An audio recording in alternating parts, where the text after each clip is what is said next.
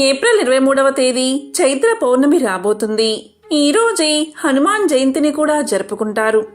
అయితే ఈ హనుమాన్ జయంతిలోపు హనుమంతుడి పెళ్లి కథ వింటే చాలు. జన్మల పాపాలు తొలగి కోటి జన్మల పుణ్యం వస్తుంది. సకల శుభాలు కలుగుతాయి. మీరు పట్టిందల్లా బంగారమే అవుతుంది. మరి ఎంతో విశేషమైన ఈ హనుమాన్ జయంతిలోపు ఏ కథను వింటే సకల శుభాలు చేకూరతాయో ఇప్పుడు ఈ వీడియోలో తెలుసుకుందాం. కలో కపి వినాయకో అంటారు. అంటే కలికాలంలో హనుమంతుడు వినాయకుడు సులభ సాధ్యులని అర్థం. హనుమంతుడు సకల భయాలను దూరం చేసి బలాన్ని ధైర్యాన్ని ప్రసాదిస్తాడు. శ్రీరామనామం ఎక్కడైతే వినిపిస్తుందో ఆ చోట హనుమంతుడు బాష్పలోచనుడై ముకులిత హస్తాలతో ఉంటాడట. చైత్రమాసంలో పౌర్ణమి నాడు కొన్ని ప్రాంతాల్లో హనుమత్ జయంతిని నిర్వహిస్తారు. హైందవులకు పరమ పూజనీయుడు హనుమంతుడు కలియుగం ఉన్నంత వరకు చిరంజీవిగా నిలుస్తూ భక్తుల కష్టాలను తీరుస్తూ ఉంటాడని నమ్మకం. అదేవిధంగా హనుమ బ్రహ్మచారి అని అందరికీ తెలుసు. ఆయన అసలు పెళ్లి చేసుకోలేదని జీవితాంతం బ్రహ్మచారిగానే ఉన్నాడని కొందరు భావిస్తారు. కానీ నిజానికి హనుమకు పెళ్లి జరిగింది. ఆయన భార్య పేరు సువర్చల. ఒకప్పుడు సూర్యదేవుడు విశ్వకర్మ కుమార్తె అయిన సంధ్యాదేవిని పెళ్లి చేసుకుంటాడు. అయితే సంధ్యాదేవికి సూర్యుడి తాపం తట్టుకునే శక్తి ఉండదు. దీంతో సంధ్యాదేవి కిన్నురాలై తన తల్లికి తన కష్టాన్ని చెప్పుకుంటుంది. కూతురి సమస్యను అర్థం చేసుకున్న తల్లి తన భర్తైన విశ్వకర్మకు సంగతిని విశదీకరిస్తుంది. దీంతో విశ్వకర్మ సూర్యుడి ప్రకాశాన్ని కొంత తీసివేస్తాడు.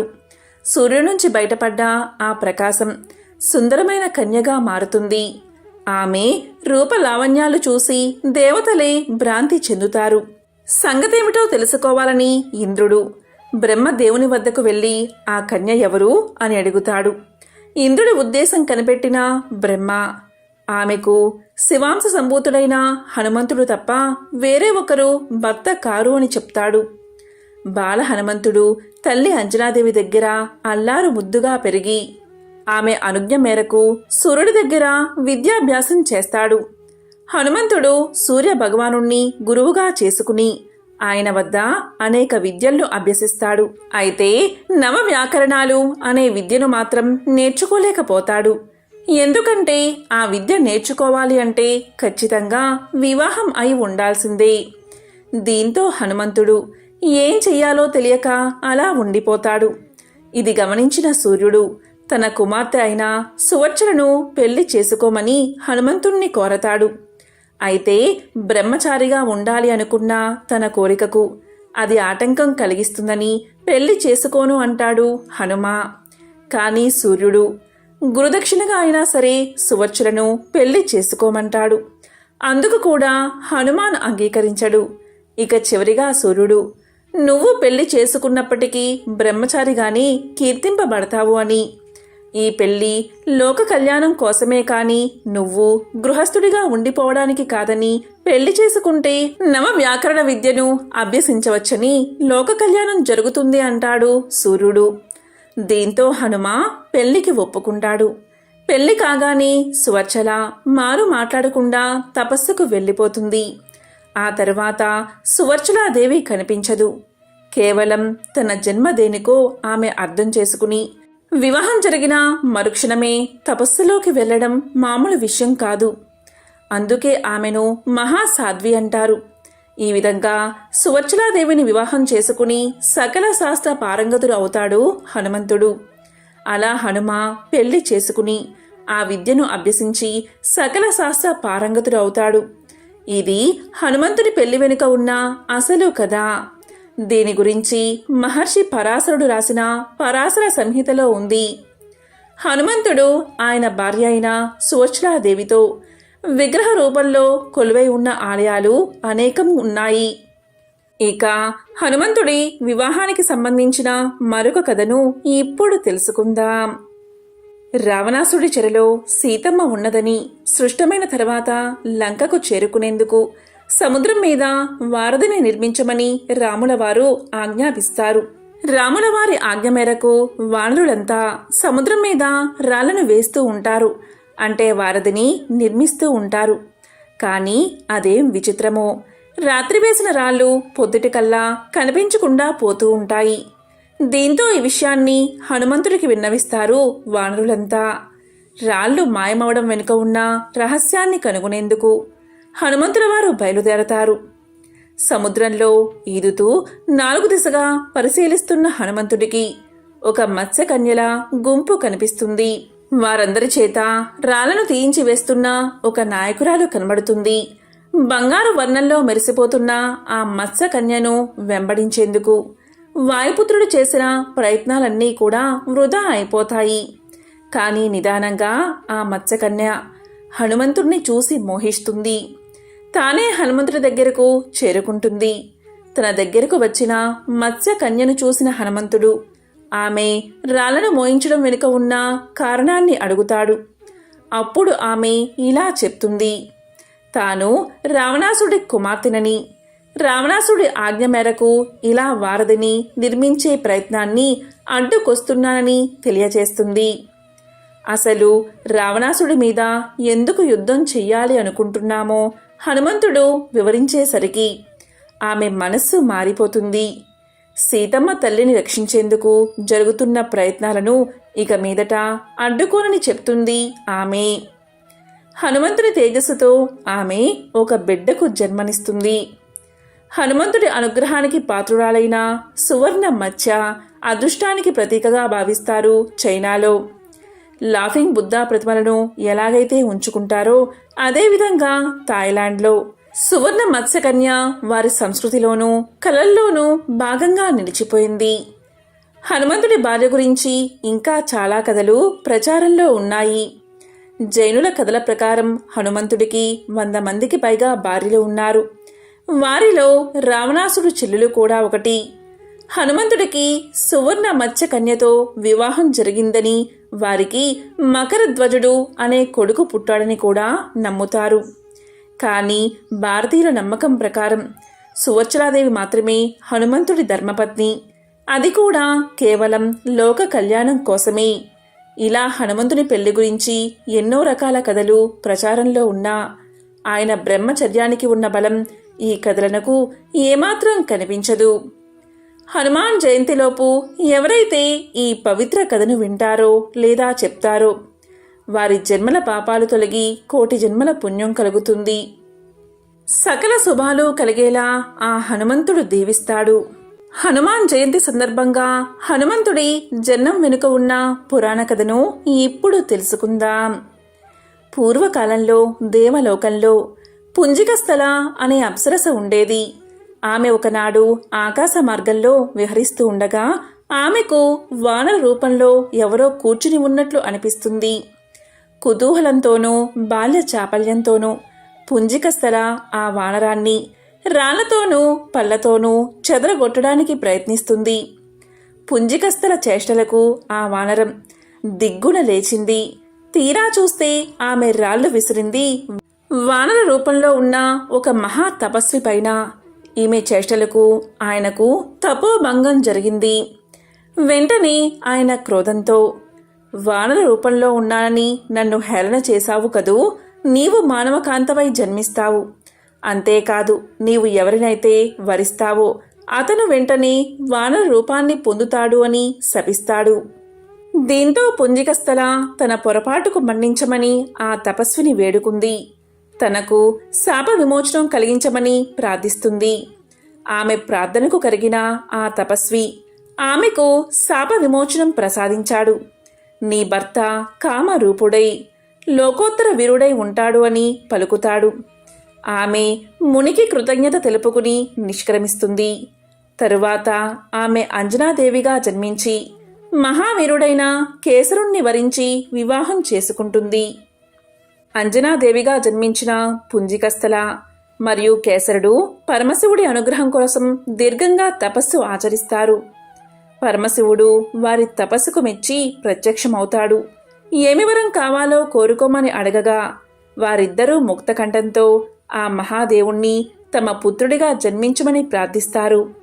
పరమశివుడు అందుకు అంగీకరించి తన అంశతో ఆంజనేయుణ్ణి వారికి పుత్రునిగా ప్రసాదించాడు. ఆ విధంగా హనుమంతుడి జననం జరిగింది. వాయుదేవుని ద్వారా శివుని తేజం అంజనాదేవి అనే వానరకాంతకు చేరింది. అలా జన్మించినవాడు అంజనాదేవి కుమారుడు కాబట్టి ఆంజనేయుడు అని, వాయుదేవుని ద్వారా పుట్టినవాడు కాబట్టి పవన కుమారుడు అని పిలుచుకుంటాం. అంజనాదేవి భర్త కేసరి కాబట్టి కేసరి నందనుడు అన్న పేరు కూడా లేకపోలేదు. ఇక ఆంజనేయుడు బాల్యం నుంచి చిలిపివాడే. అసలే నిమిషమైనా కుదురుగా ఉండలేని వానర జీవి. దానికి తోడు శివుని తేజం, వాయుదేవుని అంశ, కేసర శక్తి ఉండనే ఉన్నాయి. దాంతో ఆయన్ని పట్టడం సాధ్యమయ్యేది కాదు. ఒకసారి ఆంజనేయుడు ఆకాశంలో సంచరిస్తూ ఉండగా ఎర్రటి సూర్యబింబం కనిపించింది. ఎర్రగా గుండ్రంగా తలతల్లాడిపోతూ ఉన్న బింబాన్ని చూసి అదేదో పండు అని భ్రమించాడు అంజనీపుత్రుడు. చూసిందే తడవుగా ఆ పండును రుచి చూడాల్సిందే అని తీర్మానించుకున్నాడు. అంతే, వాయువేగంతో సూర్యుడి వైపు దూసుకుపోయాడు. వాయుదేవుడికి తన కుమారుడి బాల్యచేష్టను చూసి ముచ్చట వేసిందే కాని అందులో ఉన్న ప్రమాదం గోచరించలేదు. అందుకనే ఆంజనేయుడి చుట్టూ చల్లటి గాలులను వీస్తూ అతనికి వేడి తగలకుండా కాచుకున్నాడు. పైగా ఆ రోజు సూర్యగ్రహణం. దాంతో సూర్యుడి తీక్షణత సైతం తక్కువగా ఉంది.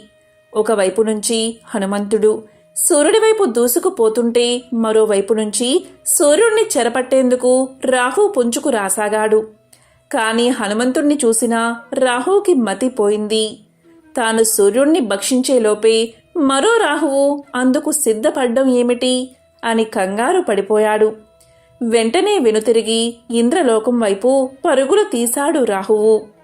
స్వామి, ఇవాళ నేను సూర్యుణ్ణి గ్రహించడం సాధ్యమయ్యేటట్లు లేదు. మరో జీవి ఏదో సూర్యుణ్ణి భక్షించేందుకు దూసుకు వస్తుంది అంటూ మొరపెట్టుకున్నాడు రాహువు. రాహు మాటలు విన్న ఇంద్రుడికి పట్టరాని కోపం వచ్చింది.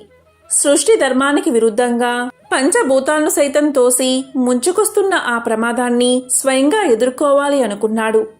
వెంటనే తన వజ్రాయుధాన్ని చేతబూని ఐరావతాన్ని అధిరోహించి ఆంజనేయుణ్ణి ఎదుర్కొనేందుకు బయలుదేరాడు ఇంద్రుడు. కాని ఇంద్రుణ్ణి చూసి ఆగేవాడా ఆంజనేయుడు. పైగా ఆయన ఎక్కిన ఐరావతం కూడా ఒక మిఠాయిలాగే కనిపించింది. వెంటనే దాన్ని అందుకోబోయాడు. ఇక ఇంద్రుడి ఆగ్రహానికి హద్దులు లేకపోయాయి. అమిత శక్తిమంతమైన తన వజ్రాయుధాన్ని ఆయన మీదకు విడిచాడు. ఇంద్రుడి వజ్రాయుధానికి తిరిగేముంటుంది? అది నేరుగా ఆంజనేయుడి దవడకు తగిలింది. ఆ దెబ్బతో ఆంజనేయుడు మూర్ఛిల్లాడు.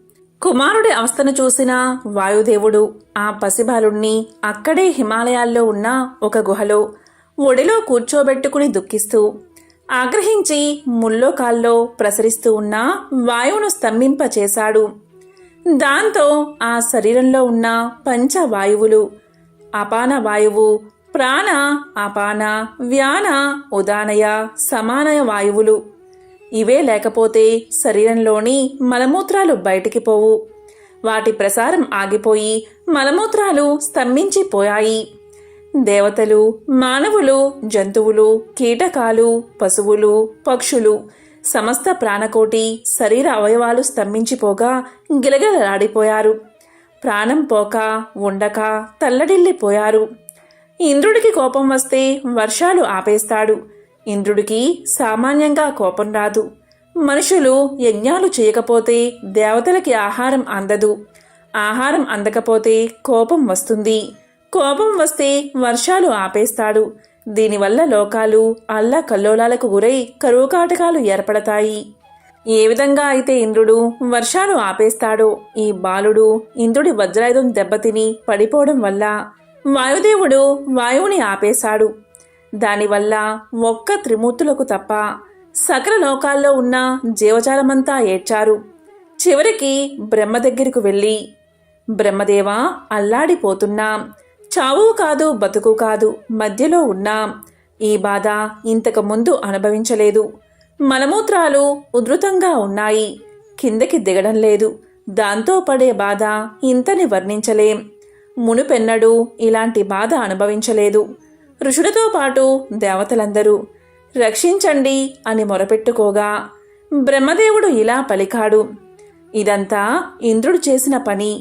ఈ లోకానికి ఈశ్వరుడు అధినాయకుడిగా వాయువుని నియోగించాడు.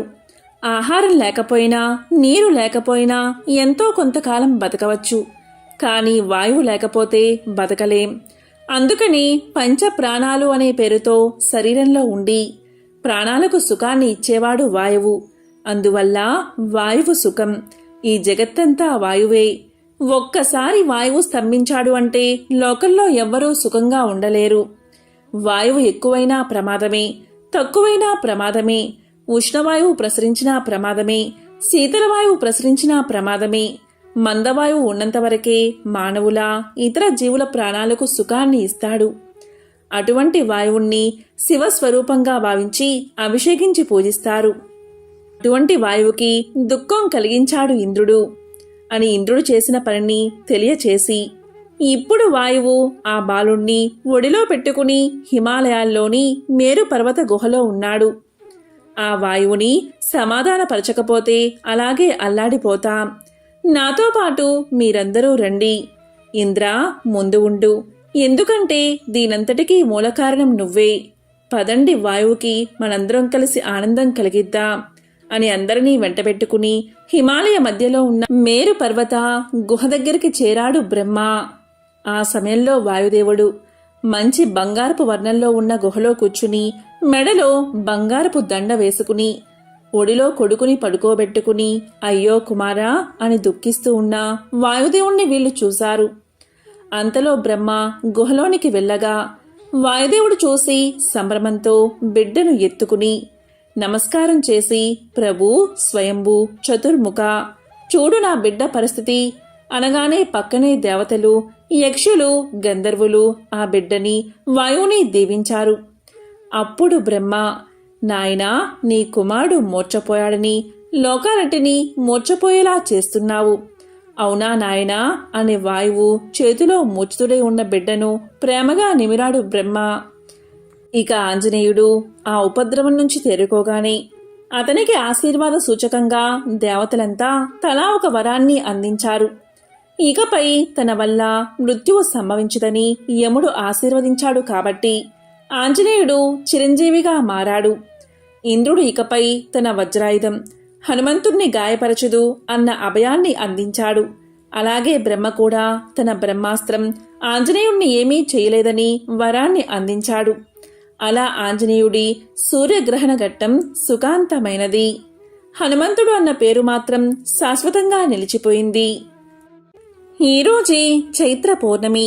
ఈ చైత్ర పౌర్ణమికి చిత్ర పూర్ణిమ అనే పేరు ఎందుకు వచ్చిందో, ఈరోజు చిత్రగుప్తుణ్ణి పూజించకపోతే ఏం జరుగుతుందో తెలిపే పురాణ కథను ఇప్పుడు విందాం. ఈ కథను విన్నంతనే జన్మల పాపాలు తొలగి కోటి జన్మల పుణ్యం వస్తుంది. చైత్ర పౌర్ణమి రోజు చిత్రగుప్తుణ్ణి ఆరాధిస్తే వివాహం కాని వారికి వివాహం త్వరగా జరుగుతుంది. అంతేకాదు అపమృత్యు దోషాలు తొలగిపోతాయి. జన్మించిన వారు మరణించక తప్పదు, మరణించిన వారు తిరిగి జన్మించక తప్పదు అని భగవద్గీతలో సాక్షాత్తు శ్రీకృష్ణ పరమాత్ముడే తెలియజేశాడు. అంటే ఈ సృష్టిలో జన్మించిన ప్రతి ప్రాణి ఏదో ఒక రోజు చనిపోక తప్పదు. ఒకవేళ అలా జరగలేదంటే ఈ సృష్టిలో ప్రతి సృష్టి అనేది ఆగిపోతుంది. ఇక మన మనుషుల విషయానికి వస్తే పుట్టిన ప్రతి మనిషి ఏదో ఒక రోజు ఖచ్చితంగా చనిపోతాడు. కాకపోతే కొద్దిగా వెనుక ముందు అవ్వచ్చు, కానీ మరణం మాత్రం తప్పదు. హిందూ ధర్మ శాస్త్రం ప్రకారం, పురాణాల ప్రకారం మనిషి యొక్క ఆయువు తీరిన తర్వాత యమధర్మరాజు వచ్చి వారి ఆత్మలను తీసుకువెళ్తాడని నమ్మకం. చిత్రగుప్తుడు పాపాలను లెక్కిస్తాడు. చిత్రగుప్తుడు హిందూ పురాణాల ప్రకారం మనుషుల పాపపుణ్యాల చిట్టా రాసేవాడు. యమధర్మరాజు యొక్క ఆస్థానంలో ఉంటాడు. మనుషులు చనిపోయిన తర్వాత వారికి స్వర్గము నరకము ఆయనే తెలియచేస్తాడు. ఈయన బ్రహ్మపుత్రుడు కాబట్టి హిందూ పురాణాల్లో ఈయనకు ప్రత్యేకమైన స్థానముంది. బ్రహ్మ శరీరంలో నేరుగా పుట్టిన బిడ్డ చిత్రగుప్తుడు. గరుడ పురాణంలో లిఖితపూర్వకంగా ఆయన ప్రస్తావన ఉంది. పుట్టిన ప్రతి ప్రాణి గిట్టక మానదు. ఈ భూప్రపంచంలో పుట్టిన ప్రతి జీవికి మరణం తప్పదు. ఎందుకంటే విధి విధానమది. దాన్నుంచి ఎవరూ తప్పించుకోలేరు. మృత్యువుడిలో ఎప్పుడైనా సేద తీరాల్సిందే. మరణించిన తర్వాత ఏమవుతుంది, ఇది ఎప్పటికీ రహస్యమే. ఈ రహస్యాన్ని కూడా ఛేదించడం ఇంతవరకు సాధ్యం కాలేదు. జీవుల పాపపుణ్యాలకు సంబంధించిన వివరాలు సేకరించడానికి బ్రహ్మకు ప్రత్యేకమైనది ఏదీ లేదు. ఇందుకు పరిష్కారం వెతికే క్రమంలో బ్రహ్మ 11,000 సంవత్సరాలు ధ్యాన ముద్రలోకి వెళ్ళాడు. ధ్యాన ముద్రలో ఉన్న బ్రహ్మ కళ్ళు తెరిచి చూసేసరికి ఆజానుబాహుడు కనిపించాడు. చేతిలో పుస్తకం, పెన్ను, నడుం భాగంలో కత్తి కనిపించాయి. అప్పుడు బ్రహ్మ, పురుషా, నీవు ఎవరివి, ఎక్కడ్నుంచి వచ్చావు అని అడగగా అప్పుడు ఆ పురుషుడు, మీ శరీరంలో రహస్యంగా నివాసమున్నాను. ఇప్పుడు నాకు నామకరణం చెయ్యండి, నా కార్యకలాపాలు ఏమిటో చెప్పండి అని అడిగాడు. అప్పుడు బ్రహ్మ ఈ విధంగా పలికాడు, నీవు నా శరీరంలో రహస్యంగా తలదాచుకున్నావు కాబట్టి నీ పేరు చిత్రగుప్త అనే పేరుతో వెలుగు పొందుతావు. అంతేకాదు, జీవుల శరీరాల్లో తలదాచుకుని వారి మంచి చెడుల గురించి తెలుసుకుని పాపాత్ములకు శిక్షలు పడే విధంగా కృషి చెయ్యి అని ఆశీర్వదిస్తాడు బ్రహ్మ. చిత్రగుప్తుడికి 2 భార్యలు. మొదటి భార్య సూర్య దక్షిణ నందిని. ఈమె బ్రాహ్మణ స్త్రీ. 4 కొడుకులు. వారి పేర్లు బాను, విబాను, విశ్వబాను, వీర్యబాను. 4 కూతుళ్ళు. వారి పేర్లు పక్షిని, మాలతి, రంభ, నర్మద. రెండో భార్య పేరు పార్వతీ శోభావతి. ఈమె క్షత్రియ స్త్రీ. 8 మంది కొడుకులు. చారు, సుచారు, చిత్రాఖ్య, మతిమాన్, హిమవన్, చిత్రచారు, అరుణ, జితేంద్రియులు. కూతుళ్ళు 8 మంది. చిత్రగుప్తుడికి సంబంధించిన ఒక విశేషమైన కథను ఇప్పుడు విందాం. పూర్వము ఒకానొక రాజ్యంలో రాజు భార్య, మంత్రి భార్య ఎంతో అన్యోన్యంగా ఉండేవారు. 2 కలిసి నోములు నోచుకుంటూ ఉండేవారు. రాజు భార్య మాత్రం చిత్రగుప్తుడి నోము మర్చిపోయింది. మంత్రి భార్య మాత్రం మరొక నోము నోచుకున్నది. కాలక్రమంలో వారిద్దరూ చనిపోయారు. చిత్రగుప్తుడు మంత్రి భార్యకు స్వర్గాన్ని, రాజు భార్యకు నరకాన్ని కలగజేశాడు. రాజు భార్య చిత్రగుప్తుణ్ణి తనకు నరకం కలిగించడానికి కారణం ఏమిటి అని అడుగుతుంది. నేను కూడా మంత్రి భార్య వలె అనేక నోములు నోచాను. ఎందువల్ల ఆమెకు స్వర్గము, నాకు నరకము ప్రాప్తించాయి అని అడుగుతుంది. అందుకు చిత్రగుప్తుడు సమాధానమిస్తూ, ఓ తరుణీమణి, నువ్వు మంత్రి భార్యతో పాటు అన్ని నోములు నోచావు. ఒక్క చిత్రగుప్తుడి నోమును మరచిపోయావు. ఆ నోమును మరిచిన ఫలితమే నీకీ నరకం ప్రాప్తించింది అని సమాధానం చెప్పాడు.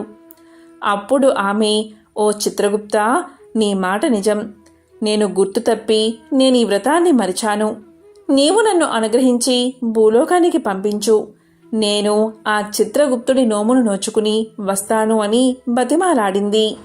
అందుకా చిత్రగుప్తుడు అంగీకరించి ఆమెను భూలోకానికి పంపించాడు. భూలోకానికి వచ్చిన మహారాణి భక్తి శ్రద్ధలతో ఆ నోము నోచుకుని వెంటనే చిత్రగుప్తుణ్ణి చేరుకుంది.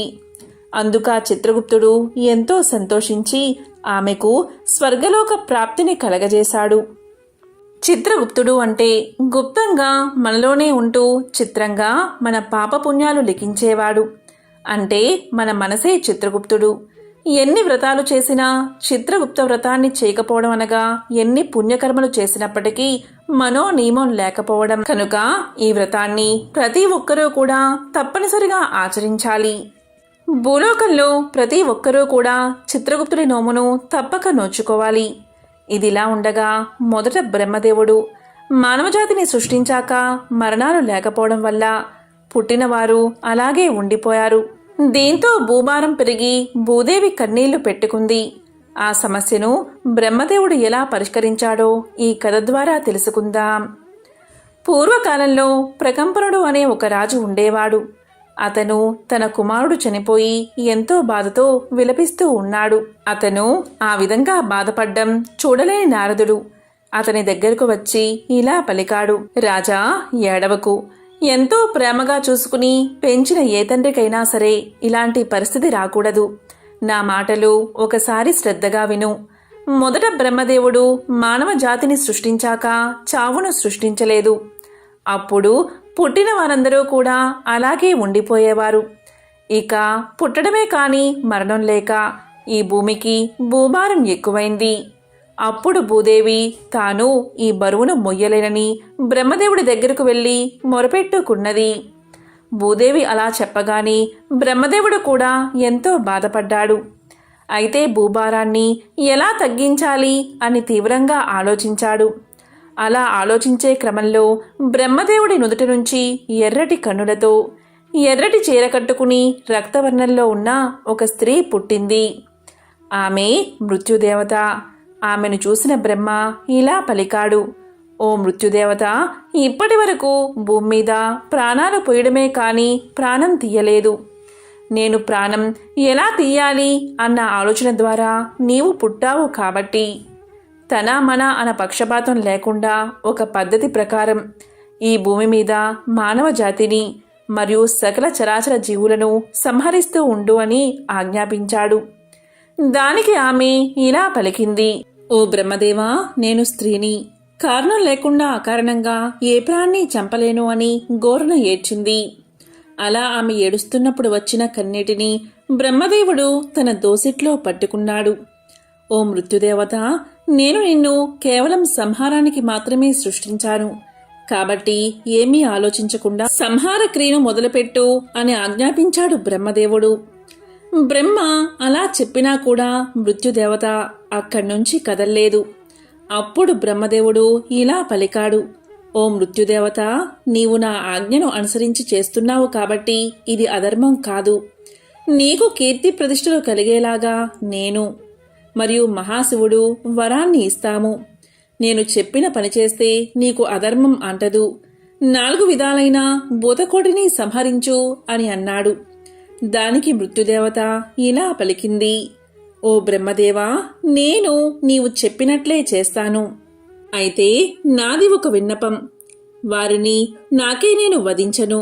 వారి సమయం ముగిసిపోయిన తర్వాత, అంటే ప్రాణి యొక్క సమయం ముగిసిపోయిన తర్వాత వారంతట వారే నా కంట పడేలాగా చూడు. అప్పుడు మాత్రమే నేను నా విధిని క్రమంగా నెరవేర్చగలుగుతాను అని కోరుకుంటుంది.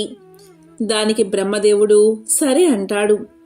అంతేకాదు, నీవు ఇందాక బోరున ఏడ్చినప్పుడు నీ కన్నీటిని నా దోసిట్లో పట్టుకున్నాను. ఆ కన్నీటి బిందువులు ఒక్కొక్కటి ఒక్కో వ్యాధిగా ప్రజల్ని భూతకోటిని పీడిస్తాయి. వారు ఆ వ్యాధుల కారణంగా లేదా వారిలో వారికి పుట్టిన అసూయ వల్ల ఒకరంటే ఒకరికి గిట్టక ఒకరితో ఒకరు పోరాటం చేసుకుని మరణిస్తారు. అంతేకాదు, వింత వింత వాహనాలు పుట్టుకొచ్చి మానవులను సంహరిస్తాయి, అంటే ప్రాణాలు తీస్తాయి.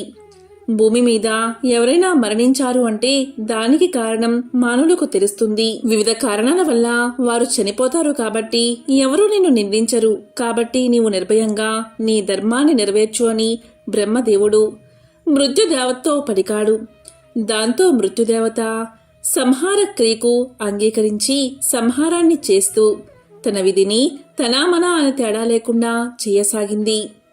ఆ విధంగానే శాపవసాన లేదా విధివస భూమి మీదకు వచ్చిన కొందరు దేవతలు వారు వచ్చిన పని అయిపోగానే వారిని తన ఒడిలోకి తీసుకుని అటు నుంచి అంటే బ్రహ్మలోకానికి పంపిస్తుంది మృత్యుదేవత. అంటే దేవతలు కూడా కర్మ చెయ్యాలి అంటే మానవులుగా అవతరించి తిరిగి వారు ఉత్తమ మానవులుగా ధర్మ మార్గాన నడిచి దైవత్వాన్ని పొందుతారు. కాబట్టి ఓ అకంపన మహారాజా, నీవు నీ కుమారుడి మరణం గురించి విచారించకు అన్నాడు నారదుడు. నారదుని మాటలు విన్న అకంపన మహారాజుకు కొంతమేర దుఃఖ భారం తొలగి మనసు కుదుటపడింది. ఎంతో పవిత్రమైన విశేషమైన ఈ కథను విన్నా, చదివినా, చెప్పినా, వినిపించినా జన్మల పాపాలు తొలగి కోటి జన్మల పుణ్యం వస్తుంది. హనుమాన్ జయంతి సందర్భంగా హనుమకు సంబంధించిన ఒక విశేషమైన కథను ఇప్పుడు తెలుసుకుందాం. రాముడు రాజ్య పాలన చేస్తున్న కాలంలో ఒకసారి అగస్త్యుల వారు రాముణ్ణి దర్శించడానికి వచ్చారు. అప్పుడు అగస్త్యుల వారిని తగిన విధంగా సత్కరించి స్వాగతించి ఉచిత ఆసనంపై కూర్చోబెట్టి అగస్త్య మహర్షితో శ్రీరాముడు ఇలా పలికాడు, మహర్షి, శివుడు, హనుమంతుడు వీళ్ళిద్దరిలో ఎవరు అధికులు, వారిద్దరి సాహసాలను మనం ఎలా తెలుసుకోవాలి అని ప్రశ్నించారు. అప్పుడు అగస్త్యుల వారు, హనుమంతుడు వాయువర ప్రసాది, అంతటా సంచరించే నేర్పున్నవాడు అని అనడంలో ఎటువంటి సందేహమూ లేదు. నీకు అనుమానం వస్తే పరీక్షించు అన్నాడు. వెంటనే శ్రీరాముడు మారుతిని ఆప్యాయంగా పిలిచి, హనుమా, ఇప్పుడే నువ్వు లంకకు వెళ్ళి విభీషుడి దగ్గర ఉన్న భౌతిక లింగాన్ని తీసుకుని రావాలి అని ఆజ్ఞాపించాడు. రాముడి ఆజ్ఞకు హనుమంతుడు రాముడికి నమస్కారం చేసి, తండ్రైన వాయుదేవుడికి వందనం చేసి రివ్వుల గాలిలోకి ఎగిరి దక్షిణ సముద్రాన్ని అవలీలగా దాటి లంకలోకి ప్రవేశించాడు. అక్కడ ఉన్న రాక్షస వీరులంతా హఠాత్తుగా హనుమ రావడం చూసి ఆశ్చర్యపోయారు. సరాసరి మహారాజు అయిన విభీషుణ్ణి కొలువు చేరాడు హనుమ. హనుమను గౌరవించాడు మహారాజైన విభీషణుడు. వచ్చిన కారణం తెలపమన్నాడు. అప్పుడు శ్రీరాముడి ఆజ్ఞను వినిపించాడు హనుమ. దానికి విభీషణుడు ఎంతగానో సంతోషించి తాను ప్రతిష్ఠించిన చోటుకు వెళ్ళి అక్కడ ఉన్న 6 శివలింగాలను చూపించాడు. అందులో మౌతిక లింగాన్ని ఆంజనేయుడి చేతికిస్తూ, హనుమా, దీనిని మా అన్న రావణుడు కుబేరు నుంచి తీసుకువచ్చాడు. కుబేరుడికి దీన్ని సాక్షాత్తు శివుడే ఇచ్చాడు. ఈ లింగాన్ని కుబేరుడు పూజించి నవనిధులతో కూడిన రాజ్యానికి రాజు అవ్వగలిగాడు. రావణుడు దీన్ని పొంది లంకా సామ్రాజ్యాధిపతి అయ్యాడు. దీన్ని నేను శ్రీరామచంద్రుడికి మనస్ఫూర్తిగా సమర్పించాలని చెప్పు అని లింగాన్ని ఇచ్చేశాడు.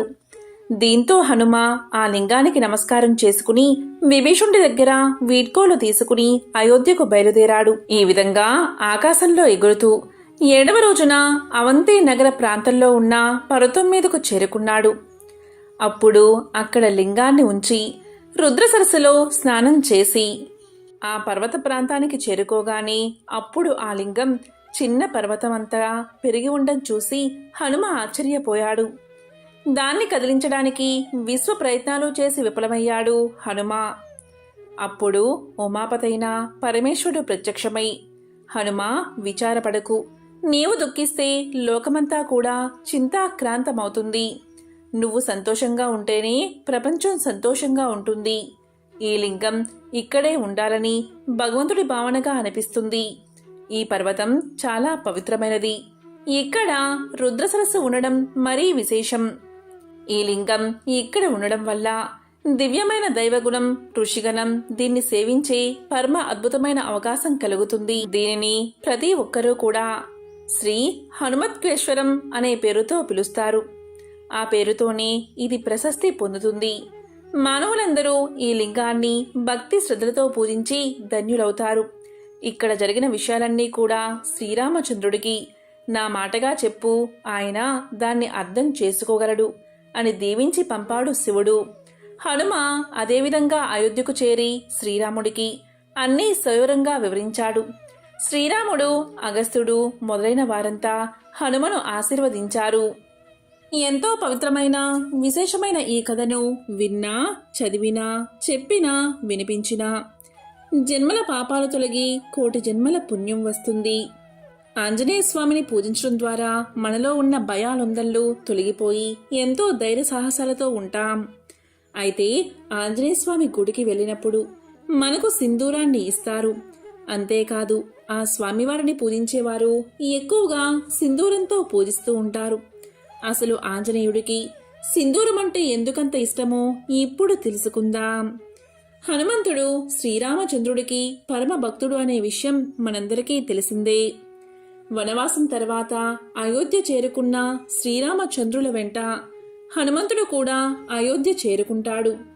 ఈ విధంగా అయోధ్యలో ఒకరోజు తన పనులన్నిటినీ ముగించుకుని ఎంతో ఆకలితో అంతఃపురంలోకి ప్రవేశించి సీతమ్మ తల్లిని భోజనం వడ్డించమని అడుగుతాడు హనుమ.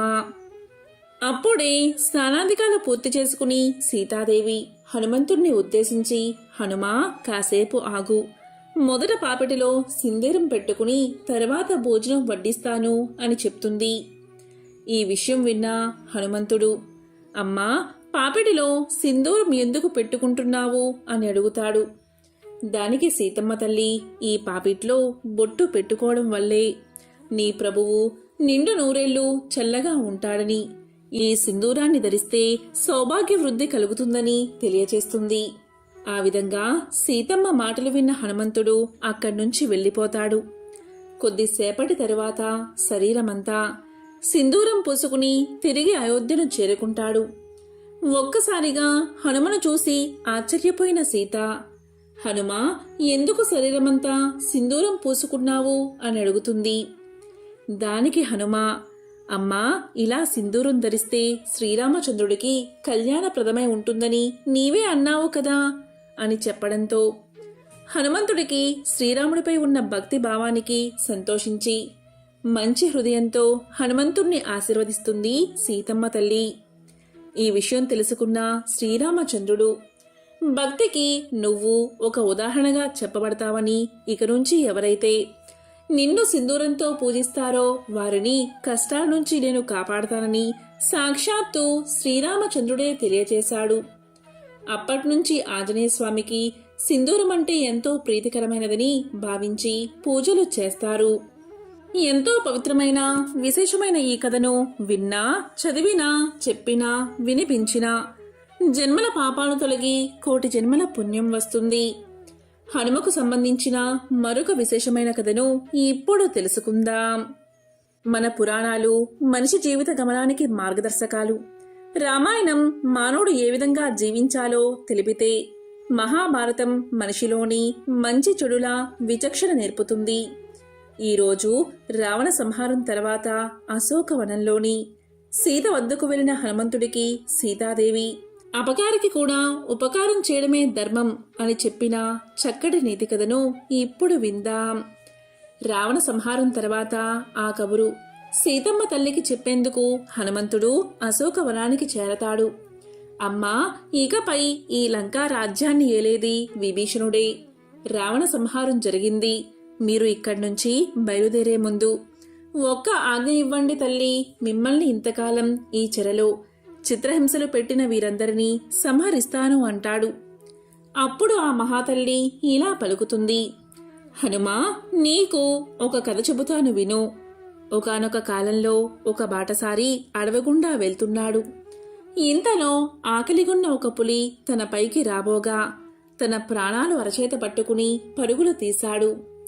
పులి కూడా అతన్ని వెంబడించింది. ఇంతలో ఒక చెట్టుపైకి ఎక్కి ఆ చెట్టు కొమ్మను ఆశ్రయిస్తాడు ఆ బాటసారి. అయితే బాటసారి ఎక్కిన చెట్టు కొమ్మలో ఒక ఎలుగుబంటి కూడా ఉంది. అది చూసిన పులి, ఇదిగో మిత్రమా, ఆ మనిషిని కిందకి తోసై తినేసి వెళ్ళిపోతాను అని పలికింది. వెంటనే ఎలుగుబంటి, ఇతడు నేను ఉన్న చెట్టును ఆశ్రయించాడు అంటే నన్ను ఆశ్రయించినట్లే, కనుక నేను అతన్ని రక్షిస్తాను కాని కీడు చేయను అనడంతో పులి ఎంతో బాధపడుతుంది. ఆ మనిషి ఎప్పుడో ఒకప్పుడు దిగకపోతాడా అని ఎదురుచూస్తూ ఉంటుంది. ఈ విధంగా రాత్రి సమయం అవుతుంది. ఎలుగు గాఢ నిద్రలోకి చేరుకుంటుంది. కాని మనిషికి ప్రాణభయం ఒకటి ఉంది కాబట్టి చూసి చూడనట్లు కిందనున్న పులివైపు చూస్తూ ఉంటాడు. పులి మెల్లగా ఇలా అంటుంది, ఇదిగో ఓ మనిషి, నీకో గొప్ప అవకాశం. పైన నిద్రలో ఉన్న ఆ ఎలుగును తోసై నేను నా ఆకలి తీర్చుకుని ఇక్కడి నుంచి వెళ్ళిపోతాను అంటుంది. అంతే మనిషి మారో ఆలోచన చేయకుండా ఎలుగును తోసేస్తాడు. వెంటనే కోలుకుని ఎలుగు వేరొక కొమ్మను ఆనుకుని కింద పడకుండా ఆపుకుంటుంది. అప్పుడు పులి ఎలుగుతో ఇలా పలుకుతుంది, చూసావా ఈ మనిషి బుద్ధి, ఇప్పటికైనా వాణ్ణి తోసై నేను తిని వెళ్ళిపోతాను అంటుంది.